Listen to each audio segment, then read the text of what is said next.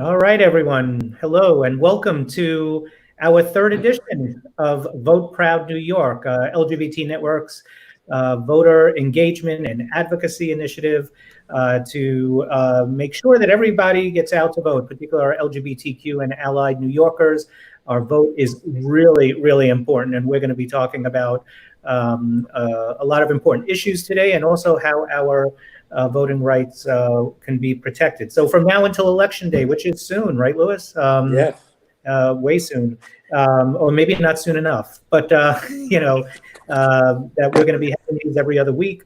And don't forget to, or as a reminder, please text Vote Proud to 484848 to make sure you get the most up-to-date information on how to vote, where to register to vote. And if you text Vote Proud to 484848, you will get all those links back to make it as easy as possible for you, including early voting sites.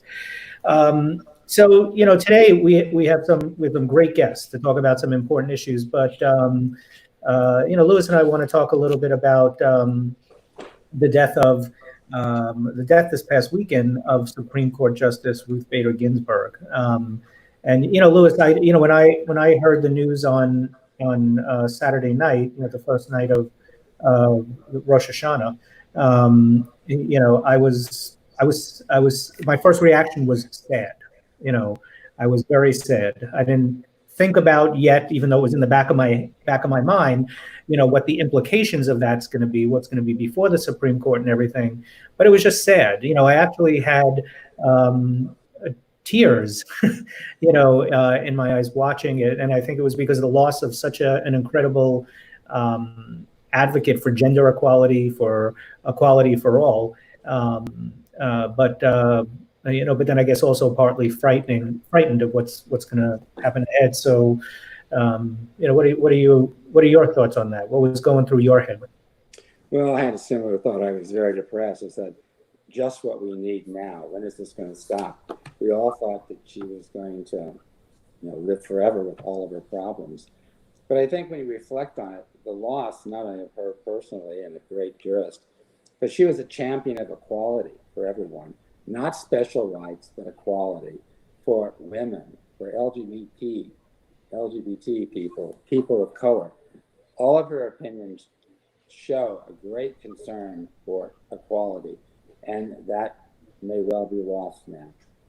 Yep. Yeah, she was just a champion for equality, particularly for women in the workplace, but for our community too. Every single case that came up, she was really, behind, the strong effort to make sure that we had marriage equality, to make sure that we had workplace equality, and et cetera. And so as we remember, the notorious RBG, as we continue to remember her legacy, it's important we keep that legacy going on by continuing to fight for equality. And some of the issues that are coming before the Supreme Court, potentially before the Supreme Court soon, we'll be looking at reproductive rights, right? The right for women to continue to choose what to do with their own body, voting rights, which we're going to talk about tonight, the environment.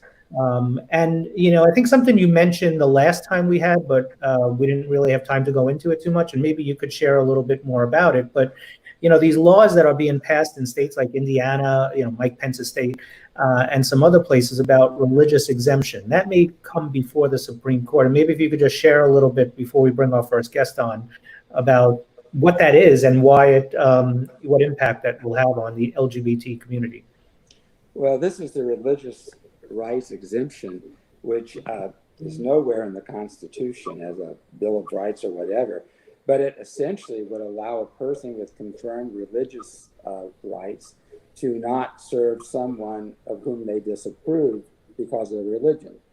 For example, some evangelical Christians don't believe LGBT people should have rights or be married, and they could deny services, anything, to LGBT people based on their religious freedoms and their religious views. That's not it. Well, it is currently directed at the LGBT community, and because of the silly birthday, wedding cake issues, etc. It really is much broader because it would elevate this created right above all the other constitutional rights. So you could be denied housing, you could be denied a job because someone didn't, their religious views said that LGBT people or people of color or people of a different religion shouldn't have those rights. Mhm. So, Yep. Yeah, and so that's, I mean, we'll talk a little bit more about this as we move through with some of our guests, but I think that's something important for everyone to remember out there, that the reason why we're having these segments or these shows is to really, not to tell people who to vote for, right, but to really understand what's at stake, right? And there is so much at stake. All those hard-fought battles that folks for generations before me, and then our current generation have fought for equality, to marry the one we love, to be able to be open and out in our workplaces and in our communities, safe and free, are all at stake. And one of the things that we've seen, and we got another call at we got another report today at the LGBT network, we've seen such a rise in hate crimes and hate incidents on Long Island, and in New York City as well. And it's no surprise given what's happening in our political climate and the message coming from the President of the United States, which is about violence, pretty much. And so, so we just hope that folks realize what's at stake, and that there are two very different paths to go down, whether it's the federal election, whether it's for president, or whether it's the election for Congress, or whether it's the election for Senate. And so this is so that people could understand, the issues that are out there and the impact that it will have on our community and our families, and our friends and our colleagues. And then hopefully people will make a decision to go in the path for fairness, equality, safety, for all. But that's up to everybody to make that decision. But, speaking of elections, why don't we bring on our first guest? And Louis, you want to start the introduction? Yes, today we're going to highlight one of the important regional elections here in the 1st Congressional District of New York, where Nancy Goroff, a Democrat, is challenging the Republican incumbent, Lee, I can't even say his name, sorry, Lee Zeldin. It troubles me, and I know we're not supposed to take positions here, but anyway. Nancy won a 3-way Democratic primary in June. She is a chemistry professor at Stony Brook University, and she's also the mom of 2 adult children who were raised here in Long Island. So welcome, Nancy. Yeah, so if we could bring Nancy on the screen, our production team. And so let me just, hey, Nancy. Hello. Hi, Nancy. Hey. Let me just say, before we get to talking with Nancy about why she decided to run for Congress, that Congressman Lee Zeldin was invited to be on the show as well. Again, this is not a partisan program, and we invite all to come on and talk about what their records, if they have one, and to talk about the issues that are important to us as LGBTQ and allied New Yorkers and Long Islanders. But Congressman Lee Zeldin did get back to us and said that he was in session this evening, and that so he couldn't join us live. We offered him a pre-taped interview as well. And he did provide us with a video, but we feel it's important to, for all candidates, it doesn't matter if you're Democrat or Republican, that we need to talk to you live so we could ask questions, and that you don't just get to put on a commercial. And so, so we're going to continue, and maybe Lee will interview with us, and we hope so. But we just want to put it out there that everyone was invited, but we are so excited that Nancy has joined us, and I hope that's a delicious cup of coffee. It looks beautiful outside. So Nancy, maybe if you could share with us a little bit about why you decided to run for Congress. Sure. David, Louis, it's really a pleasure to be here. Thank you for the opportunity to to join you today. I'm really thrilled to have the opportunity to talk to you about this race and about why I got in. You know, I've lived in this district for 23 years and raised my kids here and have spent most of that time at Stony Brook University. I decided to run and step down as chair of the chemistry department at Stony Brook to run because I was just so frustrated and infuriated at Zeldin and Trump's willingness to ignore the facts and mislead on facts and frankly just lie on so many issues. This was before the pandemic, but now we know it's so much worse. I just couldn't take it anymore. I really believe that our kids deserve to live in a world, and we deserve to live in a world where the government is making policy based on facts and reality, and where they're working to make people's lives better. And we were just so far away from that. I decided I needed to get in and run. Mm-hmm.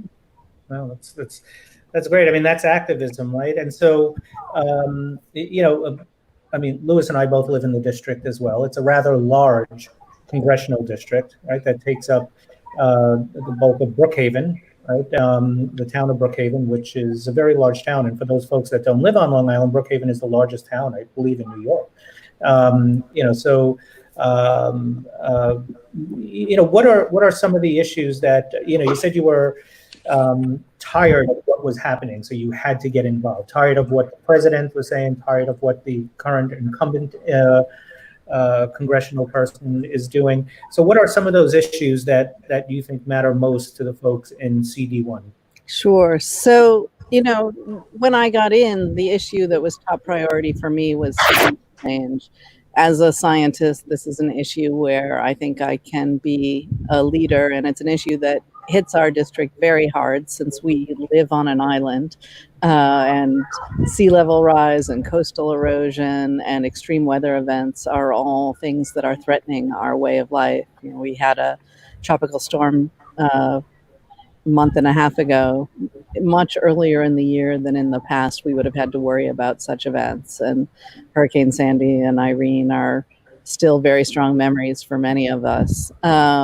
So that was the top issue for me. But issues that I hear about now, of course, the pandemic is number one. And getting out of the public health crisis and the economic crisis and making sure that people have access to high quality, affordable health care through this whole time. So that's the biggest concern I hear from people. Other things I hear from people are issues of clean water and both in our taps and on our coastlines. And of course, affordability of housing here is always a serious issue. There are many, and unfortunately, Lee Zeldin's record on all of these things is really problematic. Mm-hmm. So, I mean, the environment is one of those things that the environment, meaning climate change and the environment, is one of those issues that could be decided by the Supreme Court as well, to go in a very bad way. And as you said, that science, has shown us that, what the effects are, what the impact is of the climate change that is happening. For the LGBT community, I'm going to turn it over to Lewis, but for the LGBT community, what do you think is at stake, and why would you, what message would you give to LGBTQ and allied voters out there why they should support you? Thank you. David, I think in general we are so conditioned to look to the Supreme Court, and of course for good reason, because for years they have been defending our rights against assaults from the radical right.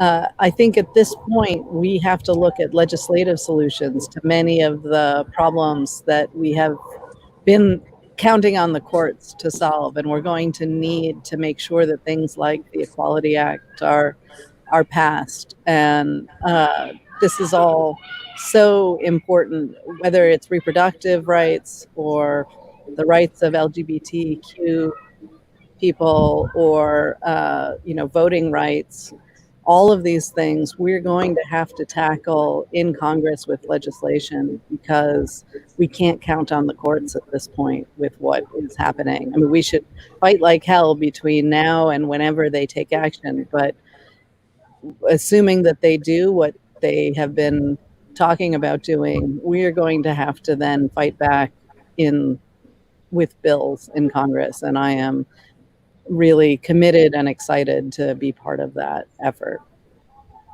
Great. I'm going to turn it over to Louis now. One of the issues we discussed before you came on was an unexecuted but leaked executive order where the president was going to basically allow the religious freedom exemption, which was aimed primarily at LGBT people, but could, of course, be more broadly applied, where a firmly held religious view, however that is defined, would justify discrimination against people that somehow are not in your religious view, in housing, public accommodations, pretty much entirely in life. First of all, what do you think about that, and what would you do in Congress to help prevent that?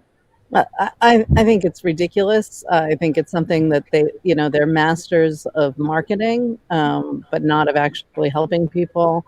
And the idea that we have the right to discriminate against people because we don't like them is not justifiable. Unfortunately, I don't have complete faith at this point that we can count on the Supreme Court to uphold that understanding, because of what they've been able to do in terms of installing justices based on, hypocritical views of the calendar, to say the least. So we're going to have to make sure that we have legislation that explicitly will recognize the rights of people to have fair, free, full access to housing, to services, and so on. And everything we can do to put that into place by legislative means, I think we need to try to do. Mm-hmm. Thank you. Thanks. So I think, Nancy, you said something, real important before. I think people a message of hope, right? That, because everyone's fearful right now, trying to mourn the loss of such a great justice warrior in Ruth Bader Ginsburg right now, but also fearful of what's ahead. And Louis and I talked about that in the beginning of the show, but to know that, perhaps the Supreme Court may be expanded, if President Biden, I'm already calling him President Biden, but, if Joe Biden is elected president and the Democrats take the Senate and keep the House in bigger numbers, that, perhaps the Supreme Court would be extended, and that, from what I learned this morning, it's called stacking the court, but it seems like that's been being done already, but that there's another avenue, right? And one of those avenues is to go out and vote, of course, and put people into office that are going to support the issues that are most important to them. So, what would you say, because we talk about this every week, Louis and I talk about this every time we have a show, and we hear it all over TV. This is the most important election of our lifetime. It seems we heard that 4 years ago, and if people think back to it, it really was, right? And that, and this time it really feels even stronger. So what do you think is at stake for America? What do you think is at stake for the residents of CD1? I believe you would be the first scientist elected if you were elected to Congress. And why is that important to have that, that perspective in Congress? So I think we've seen over the course of the last 3.5 months, or 3.5 months, 3.5 years, just how important elections are, right? We can only imagine how different the world would be if we had a President Clinton rather than a President Trump. And I don't want to spend my time imagining what the world will be like if we have another 4 years of a President Trump. So elections absolutely do matter. we're talking about people losing their rights. We're also talking about people losing their lives. The president has so mishandled this pandemic. And of course, my opponent, Lee Zeldin, has described President Trump's response to the pandemic in New York as, quote, phenomenal, which does not match our lived experience. He's so mishandled it that people are losing their lives every day because of it. And here in Suffolk County, we've lost over 2,000 people to COVID-19. So this is literally a matter of life and death. We need a competent government that is based on humanitarian principles, focused on uniting Americans, not dividing them. The president has tried to stoke division at every opportunity, whether it's based on gender or sexual preference, or it's based on ethnicity, or it's based on what state you live in. It's really affecting people's lives in a very real way. And this election really does matter. Now, to answer the second part of your question about being a scientist, I think that, so I'm not the first scientist in Congress. I'll be the first female PhD scientist ever to serve in Congress. So just to make sure I'm not claiming more than is true. But I think right now there's only one PhD scientist in Congress, Congressman Bill Foster from Illinois, who has been very supportive of my race all the way through. And Bill Foster has told his supporters they should help me get elected because it'll cut his workload in half. And the reason that he says that is that as a scientist, I can be a resource for every member of Congress, making sure that they have access to the best information available, whether it's on climate change or COVID-19 or healthcare or prescription drugs, that they have access to the best information available, that they can get all their questions answered. And then I will make sure that we take action as we need to on these really important issues. Well, thank you. Louis, do you have any other questions? No, that's fine. Thank you. Thank you, Nancy. So, Nancy, thank you for joining us. Any last words you'd like to say to the folks watching out here?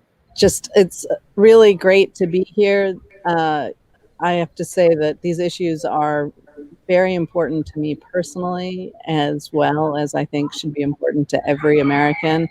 And I was told by my daughter that today is National Bi Visibility Day. So for all who care, happy Bi Visibility Day. And I'm really grateful to have the opportunity to be here, and I would love to have people support. And whoever you're supporting, please make sure to vote. Excellent. Thank you, Nancy. Thank you for joining us. And we look forward to talking to you again. And good luck. Thank you. Thank you. So, it was great to hear from Nancy. Hopefully folks heard where Nancy stands on the different issues that are out there, and what kind of perspective she would bring to Congress and for the residents of CD1. And as she said at the end, just make sure you go out and vote. And speaking about voting, I think we all have that same Panasonic phone, right? Mine always goes off during these things. So, speaking of voting, for the rest of what we're going to talk about today, we're going to take a deeper look, or a more in-depth look, at voting rights and voter protection in 2020. So, Louis and I talk all the time offline as well. I mean, and we're always talking about, what we hear on TV, from mail-in ballots to compromised public confidence in the U.S. Postal Service because of our president, to the president's unfounded accusations of mass voter fraud. We're going to break that down today. We're going to break that down with two New York State election experts we have here today. And so why don't we bring them on? The first person is New York State Assemblyman Charles Levine, or Chuck Levine, who's a Democrat from Glen Cove. He has been a longtime friend of myself personally, and also just an incredible ally and advocate for the LGBTQ community, and also the LGBT network. So thank you, Chuck. And Assemblyman Levine is also the chair of the Elections Committee for the New York State Assembly. And Louis, can you introduce our other guest? Yes, our other guest is Michael Cormier, a nationally renowned expert on election law and an attorney with the NAACP Legal Defense and Education Fund. Please welcome Michael. So welcome, Michael. Welcome, Chuck. Assemblyman Levine. Sorry, I'm going to keep calling you Chuck because I think that's what everybody knows you as too. So Chuck is fine, and then in my profession, I'm called much worse.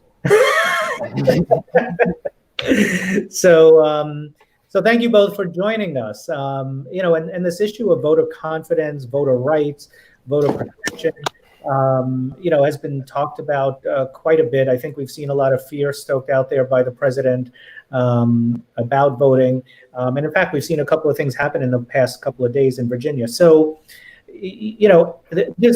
so with all this talk about, whether our votes will count, how worried should the average voter be about their vote counting this year?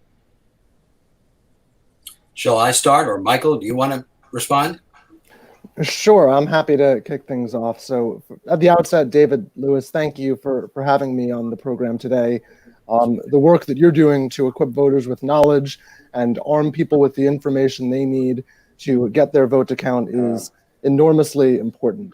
So thank you for everything that you're doing.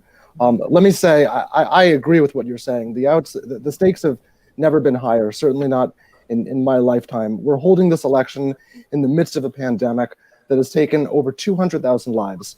But this pandemic, it's not only posing a public health threat, it's also posing a threat to our ability to hold free and fair elections.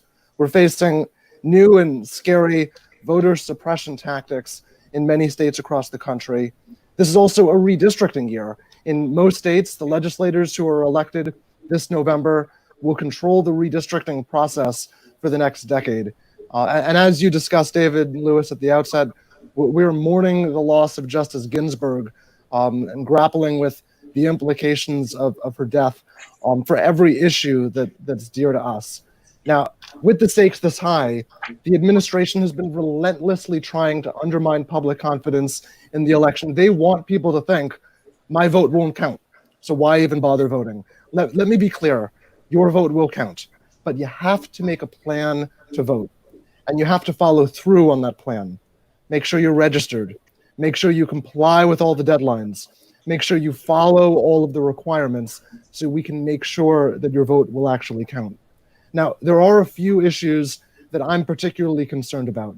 Delayed results will be a problem. In light of COVID, we'll have an unprecedented number of votes by mail, and in many states, including right here in New York, ballots won't be counted until potentially days or weeks after the election. So it's important for everybody to be patient and wait for results to come in. I'm also very concerned about states that will take steps to make it more difficult for people to vote. Now, our election laws here in New York are much better than they were a few years ago, thanks, I think, in large part to Assemblyman Levine's leadership in the Elections Committee. He deserves a lot of credit for really taking the lead in modernizing our elections over the last couple of years. But not every state has an Assemblyman Levine who's leading the charge to make it easier for people to vote. I mean, there are 6 states where you still need a justification to vote by mail, and concerns over COVID is not a valid justification. In some states, if you do vote by mail and your elections official doesn't receive the ballot until after the polls close, even if you mail it in advance, your vote might not count. And in some states, there are risks of crowding and COVID concerns that folks need to contend with. So I think it's important to remember your vote will count if you make a plan, if you follow the rules, if you comply with those rules. But folks need to take action, and if you're going to vote by mail, apply early and be ready for intimidation, for delays, and the complications that we're going to have this year. Well, thank you. Michael, thanks for the too kind words. And thanks for what you do fighting for our right to vote. And Louis and David, thanks for the same thing, for fighting for our rights. And thanks as well to the LGBT network. On the subject of voter fraud, voter fraud is a Fox TV fantasy. It simply does not occur. It doesn't occur on the part of individuals who vote.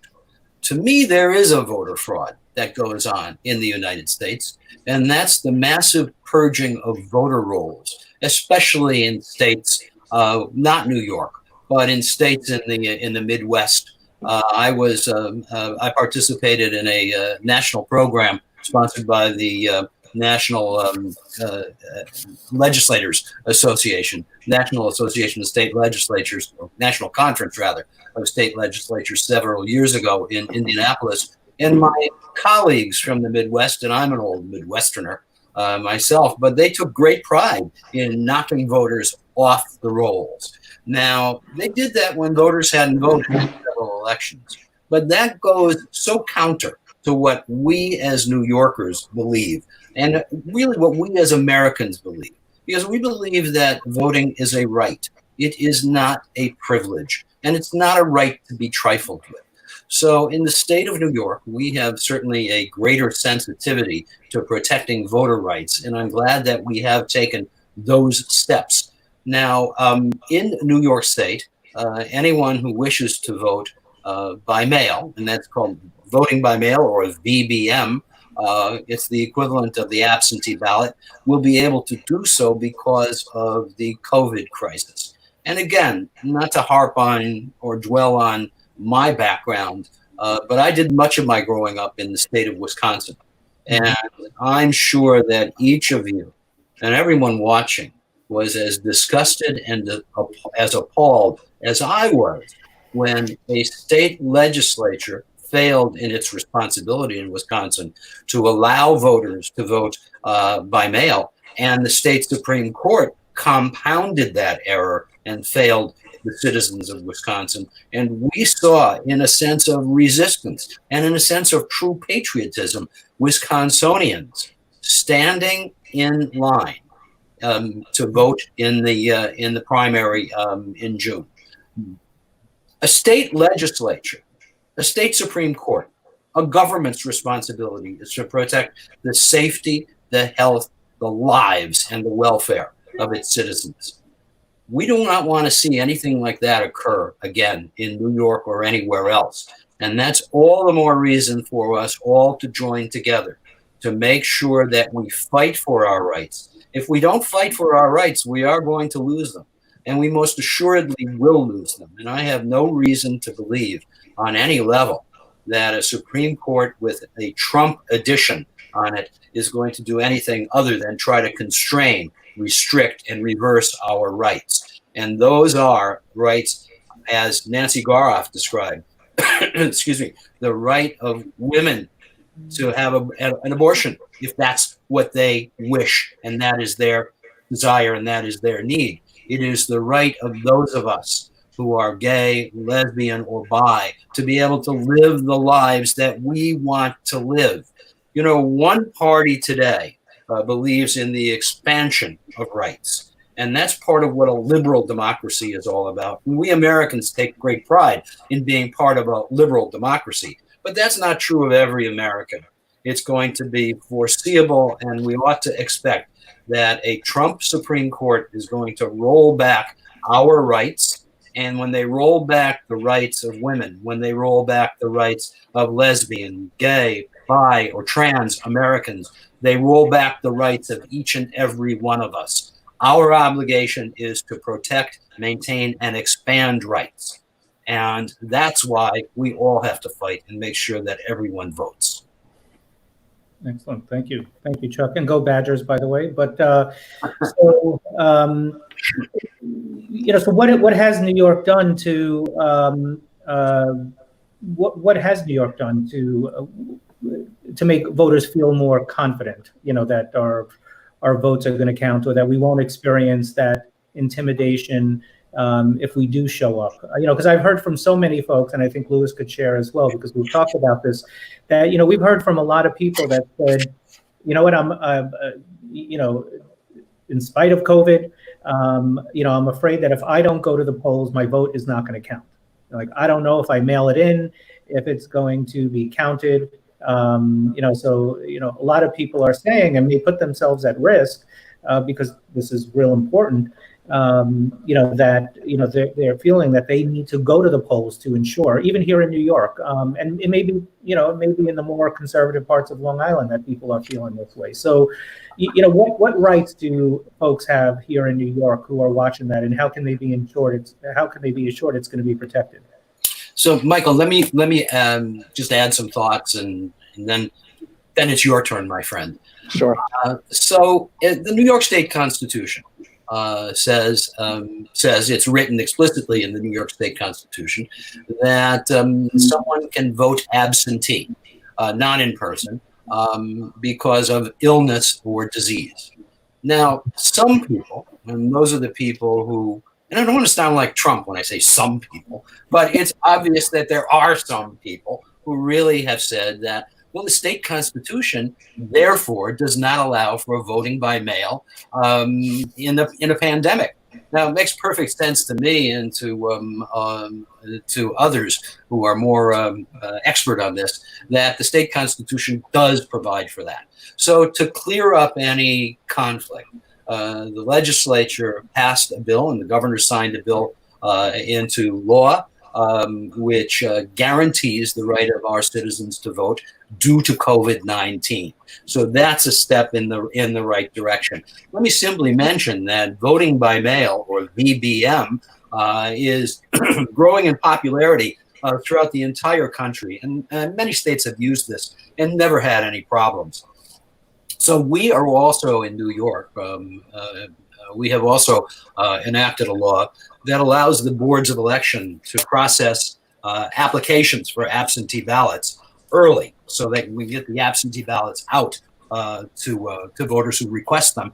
And those absentee ballots have been sent to those voters already by many of the county boards of election. And we also changed the law to make sure that minor discrepancies involved in filling out the absentee ballot application, or rather the absentee ballot envelope, will not result in voters being disqualified, because that's a danger. And we saw, sadly, in the June primary, we saw 84,000 absentee ballots disqualified in New York City. That's compared with somewhere in the neighborhood of about 14 or 15,000 that were disqualified back in 2018. So we have to be conscious of this, and we have changed that law.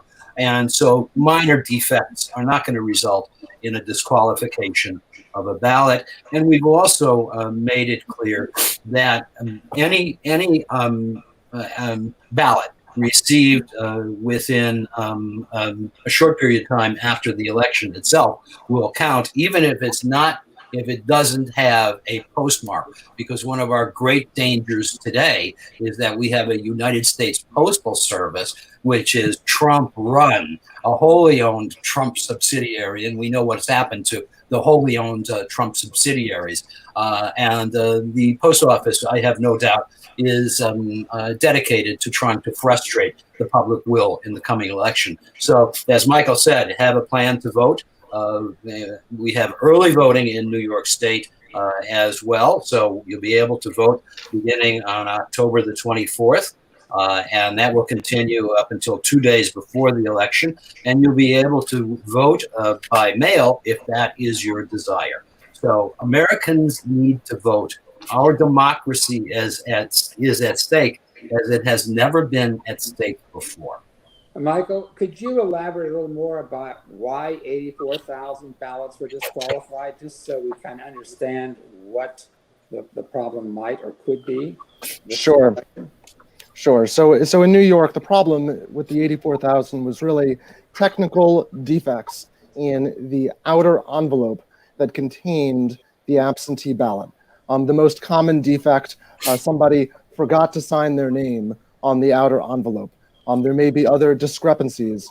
Perhaps the signature didn't match.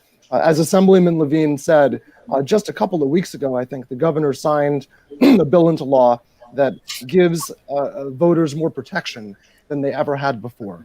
It established what's called a cure process.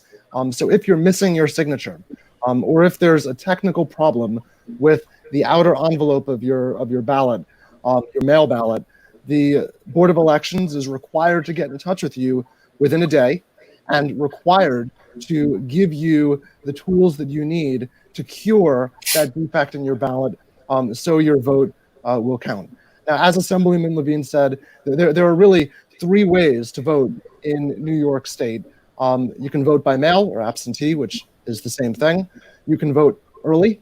This is our first presidential election in New York State with early voting, which is really a wonderful option that gives folks more flexibility.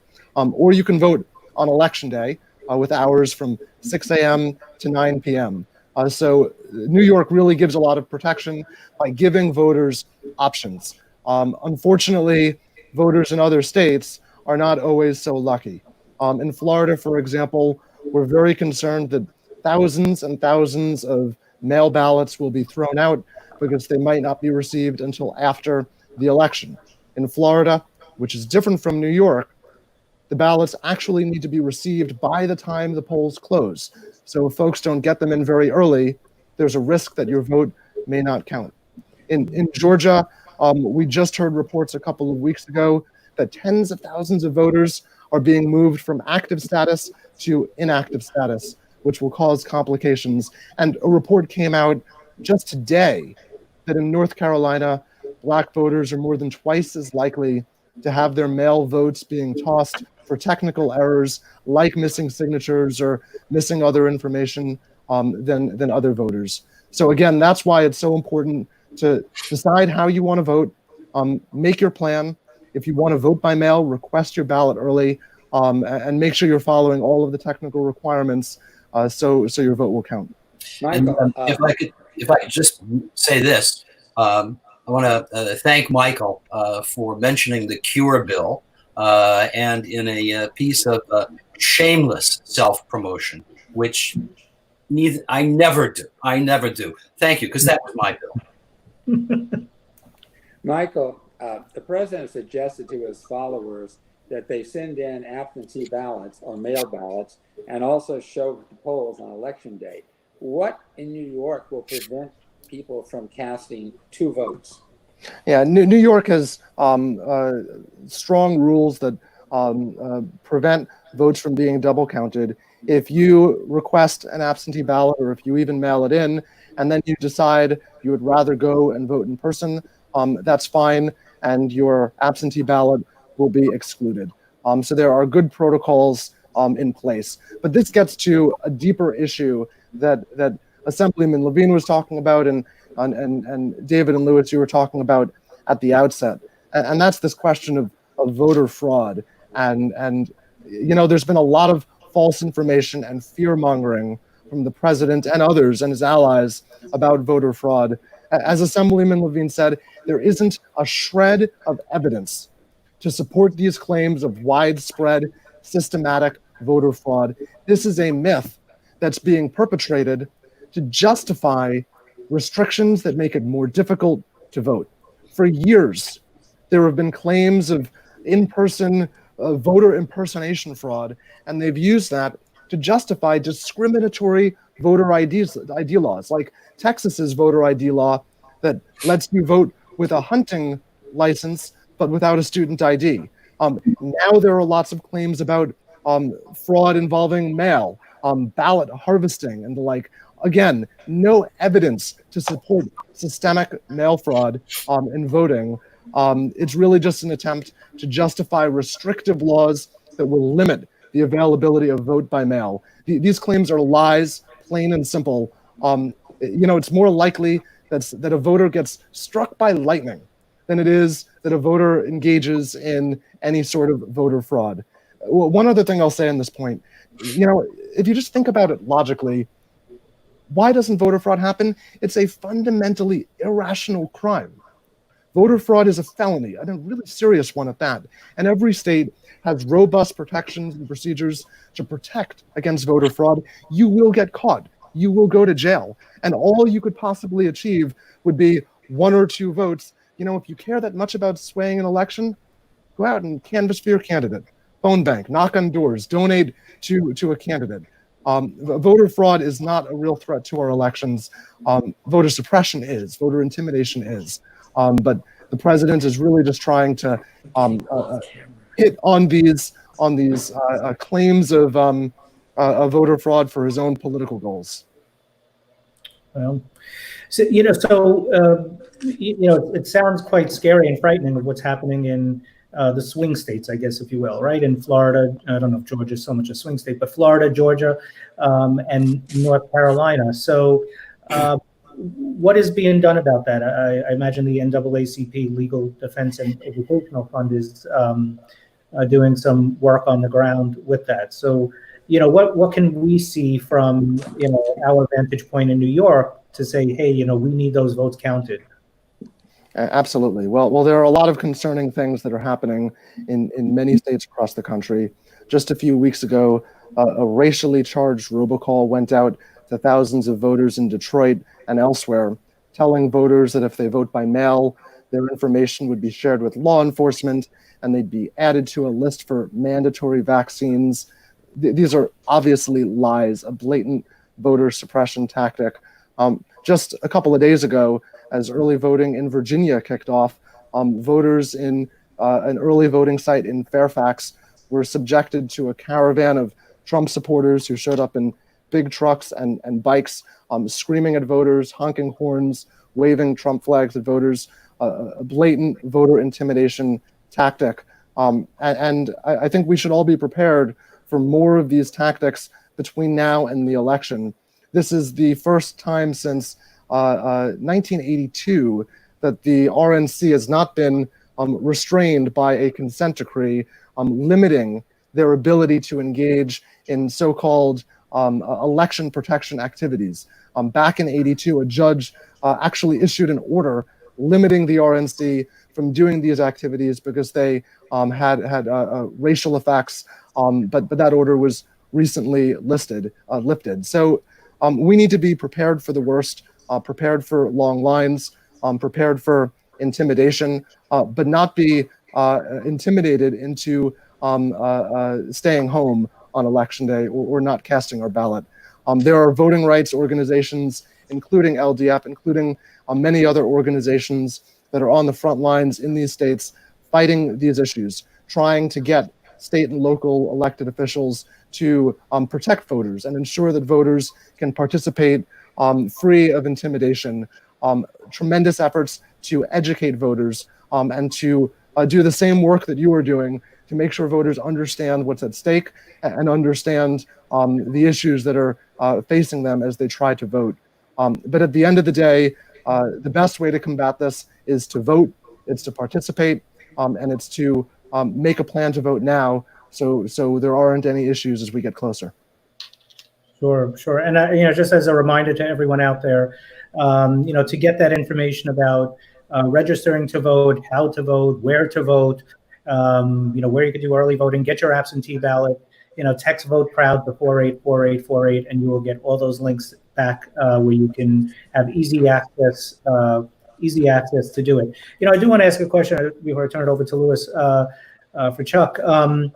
So this is the first or the second election, I guess, or that we're doing. Well, first federal election that we have early voting to us in New York. And I know I've heard from some folks about how come there are such few places, particularly in the town of Brookhaven, right, which is a huge township, which we talked about early on, that people can go and vote. Is that determined on the local level, and how can we change that to give more access, easier access to people to vote early in New York? It is the decision of the local commissioners of election, the county commissioners. New York State is structured in such a way, that is our county boards of election, so that there is one Democrat and one Republican commissioner in each county. And the placement of early voting is a consensus determination made by both those commissioners. I know that there have been issues in Suffolk County. there have been issues in Nassau County as well, because there are scarcely any, in fact, there are no early voting sites in the northern part of Nassau County, in either of the northern peninsulas. So we will look in the state legislature to see how this works. There have been quite a number of early voting sites in both Nassau and Suffolk, and that makes up for the lack of those sites in certain communities. We are keenly aware of this, and I will give you one example of a terribly egregious situation that occurred in Rensselaer County. Now, Rensselaer is a small city. It is directly across the Hudson from Albany. Well, a determination was made that there would be no early voting site in the city of Troy. That's where almost all the people in Rensselaer County live. That was an exercise in cynicism. So we are watching, we are looking to see what we can do. And I know that Michael Pernick has been a great advocate of a Voting Rights Act for New York State. And of course, we did have a Voting Rights Act federally up until just a few years ago. So we may be looking in New York State towards adopting a Voting Rights Act to make sure that the right to vote is secure in New York State. Yep, and throughout all of New York State. That's real important. In fact, we have a question from a friend of ours, Chuck, since you mentioned Albany. Has submitted a question, and for anybody out there, anyone else out there, please feel free to submit your questions. But Pat is asking, and this is for both of you: is there any effort to count absentee ballots as they come into the county board of elections? And I guess that would help to speed up the results. Is there any effort to do that? Is it legal to do that, or? It's not authorized at the present time. However, Governor Cuomo, to his great credit, signed an executive order very recently requiring that the boards of election start to count these ballots within 48 hours of the day of the election itself. Now, this gets to be a little confusing is not the right word, but a little involved, because November 3rd is our election day, but the last day on which we accept ballots is November the 10th. Now, let me caution, those are ballots from overseas and military voters, because it takes a longer time for mail to get to the United States and New York from overseas or the military bases. We go until November the 10th. And that's the way it's always been. As Michael said, we are going to have to be patient. But the fact of the matter is this, that now authorizing or requiring the county boards of election to begin counting those absentee ballots or those votes by mail within 8 hours after the election will speed up the process. And I know that the county boards are very well aware that the state board of elections and the state legislature and the governor are looking with great interest at the way in which they are able to process this election. There were some issues in the primary, and I hope we have learned from those problems that were presented during the primary, and that we will get past them for the general election. But everyone is going to have to be patient. It's not just New York that's going to take a long time or a longer time to determine who gets the most number of votes. It's many other states as well. We will probably not know, although we may, the answer to who will win the presidential election on the evening of November the 3rd, but we may, and we will see. There is a heightened awareness today in New York State, and I wish every state shared this awareness, this consciousness of the need to make sure that votes count. And when I say vote count, what matters here isn't that someone has the right to go and fill out a ballot. The right involves that ballot being counted along with everybody else's ballot. So we're working in that direction. We're learning as we go, but it is very, very important for all of us who believe in our rights to make sure that we support the upcoming election and urge everyone, wherever they are, to vote in that election. Yep. Very We have important. heard, one last one, we have heard from many people that want to get involved in the election. What can they do, being a poll watcher, or what other activities could they actually do besides vote? Well, if someone wants to be a poll inspector, I'm sorry, Michael. If so, Okay. why don't you go ahead? Sure. So, there are a lot of options available to folks who want to get involved this election. Let me just take a step back for a minute and say a word about the Voting Rights Act and the effect that we've had and why it is so important to get involved now. In 2013, in a 5-4 decision, the Supreme Court invalidated Section 5 of the Voting Rights Act, which was the crown jewel of our country's civil rights laws. And this decision's been on my mind a lot over the last few days because of Justice Ginsburg's powerful dissent in that case. The Supreme Court struck down this provision because they said it was no longer necessary.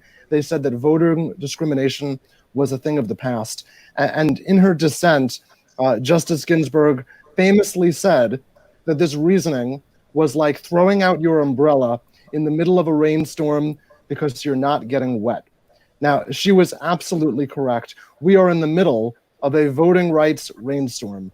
Many states have been relentless in their attempts to make it harder to vote, from restrictive voter ID laws, closing down polling places, purging registered voters from the rolls, as Assemblyman Levine said. Now, some actions have been taken, but at the end of the day, the most important thing that we can all do to protect against this rainstorm is to build our own umbrella. The Voting Rights Act umbrella has been thrown away, but we can be the umbrella by getting involved, by making sure our votes are being counted. The first thing to do is make a plan to vote and make a plan for everybody in your life to vote. The second thing, we are facing a poll worker shortage in our country this year. So consider signing up to be a poll worker.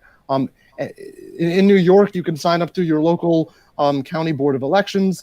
If you know people in other states, there's an amazing nonprofit, Power the Polls, that is helping guide people through the process of becoming a poll worker. So that's a resource that I would direct folks to. Third, consider signing up to be an election monitor. There are nonpartisan election protection coalitions that need volunteers. 866 Our Vote is the most significant nonpartisan organization. So you can Google 866 Our Vote to learn more and to sign up to volunteer. You can also volunteer with the New York Democratic Lawyers Council, which works with local candidates and local political parties here in New York and across the country to protect the right to vote. So I guess to answer the question how to get involved, let's be the umbrella to protect against this voting rights rainstorm and work together to protect as many votes as possible. Yep, that was a lot of great information. And those resources that you mentioned, I'm sure our social media team right now is putting them up on all of the pages where people are watching right now. And and Michael, I guess basically saying let's be the change that needs to happen, right?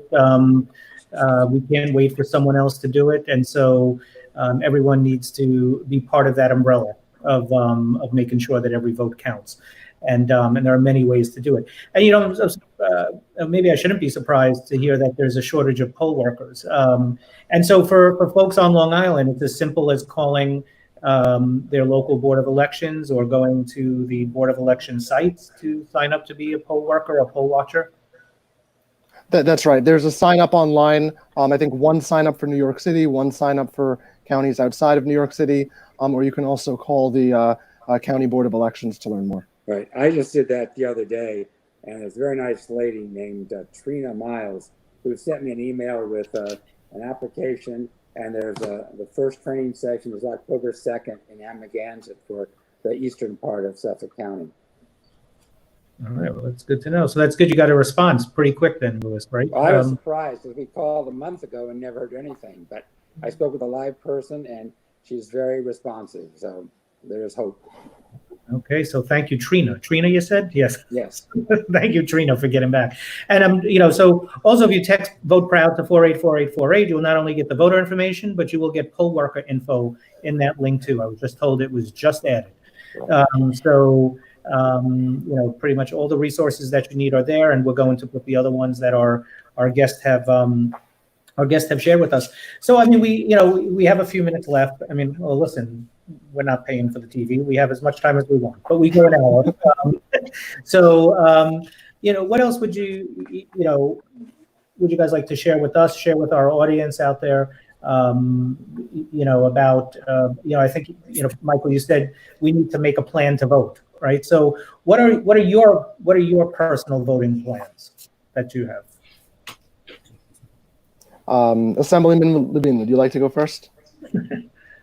Well, what I do is go to as many polling sites as I can just to make sure everything is functioning correctly. My personal plan is to vote in person. I may very well request an absentee ballot. And by the way, the state, as of today, is processing well above 500,000 requests for absentee ballots. And that's a pretty impressive figure considering the election is still 40 or 41 days away. We ought to hit historic numbers in New York State, and let us hope and let us pray that we hit historic numbers throughout the United States of America. The more people's voices are heard, the better the end result is going to be. So I will be going to as many, if not most, of the early voting polling sites in Nassau County well in advance of the election. And chances are I'll wait until the day of the election to go to one of those polling sites in order to cast my ballot. But I have never missed an election, and this is one I sure don't want to miss. Thanks, Chuck. For me, every year I love voting in person. It's one of the most rewarding moments of the year for me every year. This year is going to be a little bit different for me because I'll be dealing with voting rights issues in Florida and Georgia and a number of other states in the days leading up to the election. So to be safe, I made a plan to vote by absentee. I already submitted my request for the absentee ballot. I will plan to send it in as soon as I get it. But I also think it's important not just to make a plan for yourself, but to talk with everybody in your life to make sure everyone you know has a plan as well, and you can help them develop their plan. So, for example, my grandparents are in a very high-risk health category. Last week, I helped them submit their request for absentee ballots.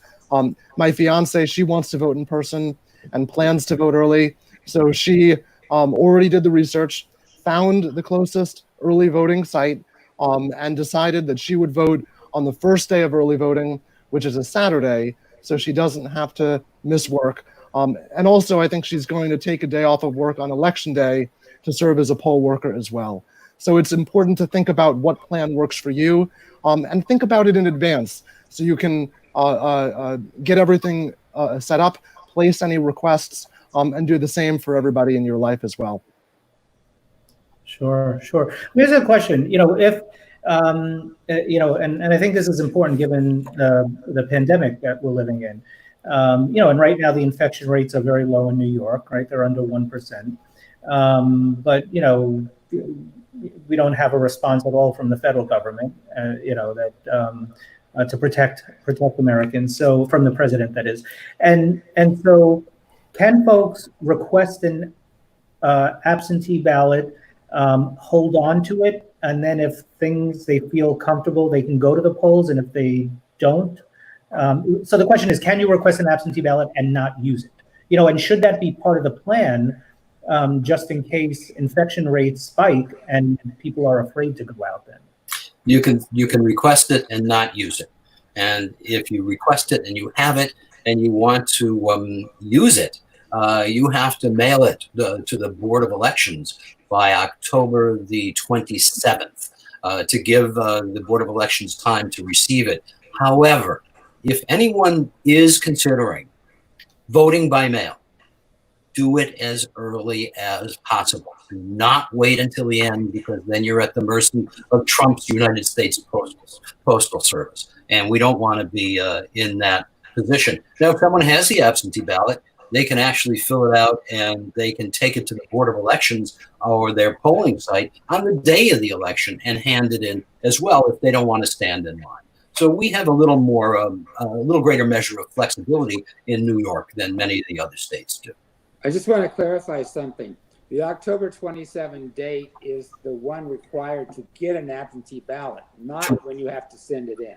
Right? That's the October 27th is the last day to request an absentee ballot. Okay. But I would suggest that anyone who waits until that late a date is actually playing Russian roulette with the next government of the United States of America, and that's not a good game to play. No, especially no pun intended, I guess, right, Chuck? In terms of the game, for who's meddling in the elections now. Thank you, David. I'm not used to people actually listening to what I say, but thank you. So, actually, Chuck, I have a request. I mean, I don't know if this is done through the elections committee, but I too like to go vote in person.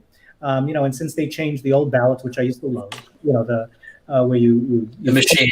You pulled the lever and the curtain closed, and now we have to fill it out with a little magic marker.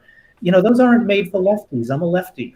You think that there's something that can be done to make it? Is there a pun in that as well, David? Very good. I didn't think of that, but yes. I never thought of that those lever machines were not designed for people who are left-handed. But today's ballots are designed for people who are right-handed or left-handed. So that's a step in the right direction. And if you have a minute or two, I can share with you, although you'll all have to be sworn to secrecy, because this could get me into trouble as chair of the elections committee.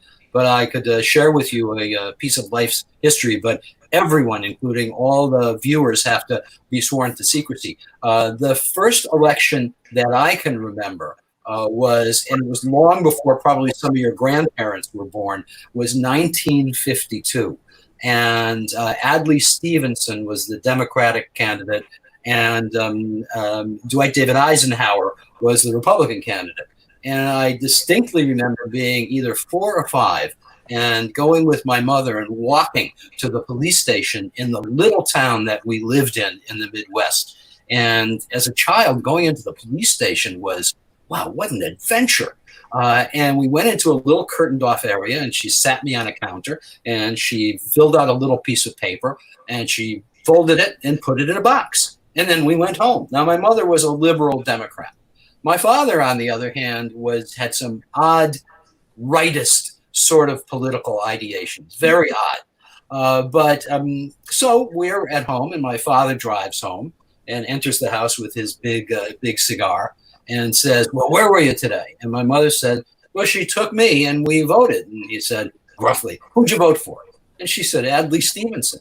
So I distinctly remember him grabbing me by the shirt, dragging me out to his car, because he had a car, my mother didn't, throwing me in the back of his car. And now we're driving someplace with the cigar smoke everywhere. And we go back into that same police station, which made me very happy. Again, he sits me on the counter and he fills out a piece of paper, folds it in half, puts it in the ballot box. And he said, we just voted for General Eisenhower and he's going to win. So please don't tell anyone that my first experience with voting involved voting not once, but twice, because they end up being disqualified from being chairman of the elections committee. Michael, you are sworn to secrecy.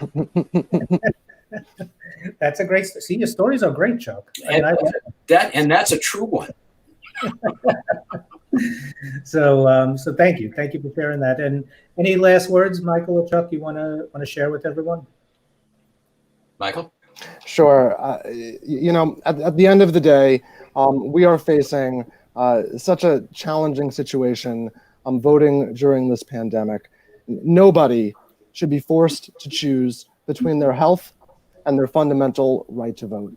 And that's why it's so frustrating seeing so many states across the country making it more difficult to vote by mail, not taking proper precautions and proper steps to expand availability of the ballot and to make it easier to vote early. I really do want to again thank Assemblyman Levine for all of his work in the state legislature, and thanks to his efforts and efforts of others. But I give him a lot of credit. We are in good shape in New York, and our state laws are very good. But that shouldn't give people comfort. We're recommending, if you're going to be voting by mail, get in your application by October 15 is the date that we've been recommending for states with New York's schedule, and get your ballot in right away once you receive it. And if you want to vote in person, make your plan to do that now, and figure out where you go, confirm that you're registered. A lot of the states that we're working in don't have the same flexibility, don't have the same rules. So if you have family and friends in other states, please encourage them to think about what they need to do in their states. One point we were talking about before, as Assemblyman Levine said, here in New York, you can request an absentee ballot and then decide you want to vote in person. That's not the rule in every state. In some other states, you need to be very careful about how you do that. So it's important to check on the rules in your specific state. If you have family or friends elsewhere, or urge them to do that. But here's the takeaway. No eligible voter should be disenfranchised by circumstances out of their control. And the best way to minimize that risk is to decide how you're going to vote, make a plan to vote, execute that plan, and encourage everybody in your life to do the same. Michael, thank you. I want you to know that I am a card-carrying member of the NAACP and could not be prouder of the work that the Legal Defense Fund has done in the past and continues to do today. So keep up the good work. Stay safe wherever your travels take you. And to David and Louis, thank you. Thank you for putting this together. I will simply end with this short statement. The right to vote is our most fundamental right as Americans, because it is the right from which each and every other of our rights emanates. Each and every one of our other rights is derivative of the right to vote. Thank you for concentrating on this particular issue and focusing on this particular issue. Those of us, and I think this is true of everyone who is participating in this event today, every one of us of good faith, Americans of good faith, believe that our rights as Americans have to expand. They must expand. And that's why this election is so critically important. And it is, to be sure, the most important election of my lifetime. I'm not trying to minimize Adlai Stevenson's loss to General Eisenhower, but this truly is the most important election of our lives. And if we don't work to the utmost to make sure that everyone votes and everyone's right to vote is protected, we will no longer have a right to vote. Thank you. Thank you, Chuck. I mean, and Michael, for all the work that you do and continue, all the work you have done, continue to do. It is so important, and we are so appreciative of it. And there was just so much important information that you shared tonight, and we're going to make sure that that information continues to get disseminated beyond this town hall, because this is where people do need to make their own plan. We need to be the change, and that's real important. So thank you once again. And in terms of being counted, it's just important to remind folks we have one more week, to get counted in the U.S. Census. And there's something just went up on the screen, to text LGBT Network Census to 484848 to make sure that that we're all counted. In the census, the deadline is September 30th, so 1 week from today. And joining us on our next show, our next program, which will be October 7th. Do I have the date correct? Oh, yes, my, October 7th. Is New York State Lieutenant Governor Kathy Hochul. who will be joining us for the full program. She wants to give the entire time to talk about the importance to vote and also celebrate National Coming Out Day. And that will be a special episode. So we'll be joined by New York State Lieutenant Governor Kathy Hochul, and who knows who else. But any last words, Louis? Or just vote early and once. yeah. Vote early and once. Don't listen to President Trump. Nothing true ever comes out of his mouth. Yeah.